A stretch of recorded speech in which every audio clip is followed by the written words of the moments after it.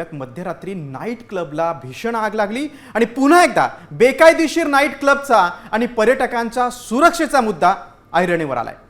मात्र उत्तर गोव्यातील ही दुर्घटना कशी घडली आहे, गोवा सरकारनं काय पाऊल उचललंय पाहूयात या स्पेशल रिपोर्टमधून। गोव्याच्या नाईट क्लबमध्ये अग्नितांडव।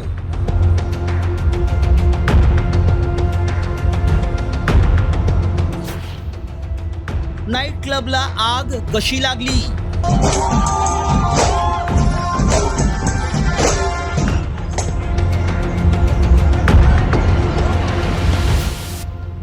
क्लब बेकायदेशीर, विरोधकांचा हल्लाबोल।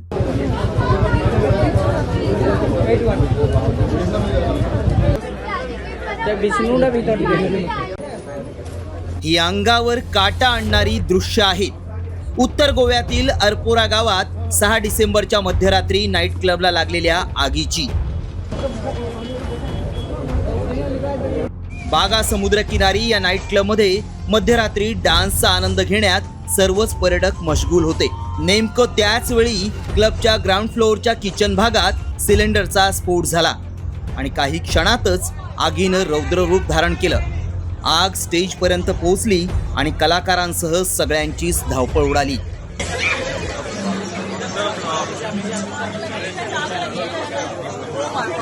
हम लोग अपने हॉस्टल पहुंचे तो हमने देखा वहाँ पे कि धुआं काफ़ी ज़्यादा आ रहा है एंड वहाँ कुछ रेडिश ह्यू भी था। तो हम यहाँ पता करने हैं कि क्या हुआ है। Actually we were planning to come and party here at yesterday night. Yes, but then we got to know that a big fire has taken place out here.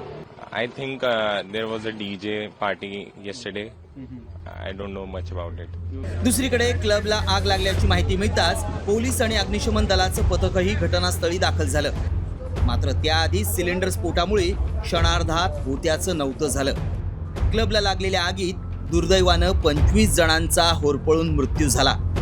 पहाटेपर्यंत आगीवर नियंत्रण मिळवण्यासाठी अग्निशमन दलाला यश आलं, ज्यानंतर स्वयंपाकघर परिसरातून मृतदेह बाहेर काढण्यात आले। त्यामुळे या आगीत हॉटेलमधील कर्मचाऱ्यांचा मृत्यू झाल्याचा दावा केला जातोय। कि अनफॉर्चुनेट इंसिडेंट हुआ है यहाँ पे अल्पोरा के अंदर में एक रेस्टोरेंट कम क्लब है।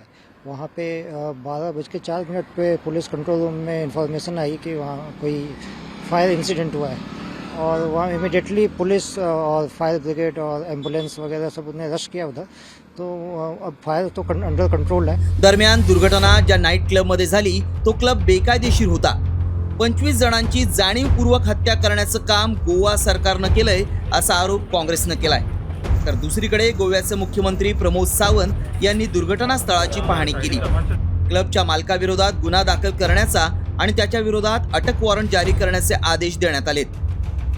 पण हा जो इन्सिडेंट झालाय मला वाटतं की this is a planned murder. Sarpanch पण इथे जेव्हा घटनास्थळावर आले त्यांनी सांगितलं की या स्ट्रक्चरवर डिमॉलिशनची ऑर्डर होती। ती म्हणे ह्या ओनरनी जे हे बाहेरनी लोक आले त्यांनी मंत्री काय मुख्यमंत्री काय कोण अधिकारी त्यांना खिशात ठेवून हे स्टे आणलं आणि हे इलिगली चालवतात। या क्लबला फायरचं काही परमिशन नाहीये। दुसरं, ज्या फायर सेफ्टी नॉर्मच्या तहत जे काय लागतं ते ह्या लोकांनी फॉलो केलेलं नहीं। इस तरह का इंसिडेंट्स कभी नहीं होना चाहिए। गोवा जैसे टूरिज्म स्टेट में कुछ जो इलीगल्स या विदाउट परमिशन इस तरह के जो चलाते हैं और इसी में जो फायर इंसिडेंट्स हो, इसी के कारण यहाँ पे जो उनके स्टाफ और एक 3-4 टूरिस्ट जो अंदर थे ने 2-3 इनको जल के हुआ, बाकी लोग बिकॉज ऑफ द सफोकेशन उनकी डेथ हो गई। ऑल टुगेदर 23 लोगों की डेथ हो चुकी है। गोवा सरकार की तरफ से पूरी उसकी इंक्वायरी की जाएगी और जो कल्प्रिट इसमें है जो उनको बिहाइंड द बार्स किया जाएगा। गोवा हे नेहमीच पर्यटकांच्या आकर्षणाचं केंद्रबिंदू ठरलंय। त्यामुळे वर्षाकाठी लाखो पर्यटक उत्तर गोव्याला भेट देत असतात। नाईट क्लब हॉटेलची संख्याही गोव्यात लक्षणीय आहे। त्यामुळे बेकायदेशीर हॉटेल आणि नाईट क्लबचा मुद्दा गोव्यात नेहमी चर्चेचा विषय ठरतो। या दुर्घटनेमुळे गोव्यातील पर्यटकांच्या सुरक्षेचा मुद्दा पुन्हा एकदा ऐरणीवर आलाय। आता गोवा सरकार बेकायदेशीर आणि नियमांचं पालन न करणाऱ्या नाईट क्लबवर आणि हॉटेलवर कारवाई करणार का आणि अशा बेकायदेशीर कामांना अभय देणाऱ्या अधिकाऱ्यांवर काय कारवाई होते हे पाहणं महत्त्वाचं आहे।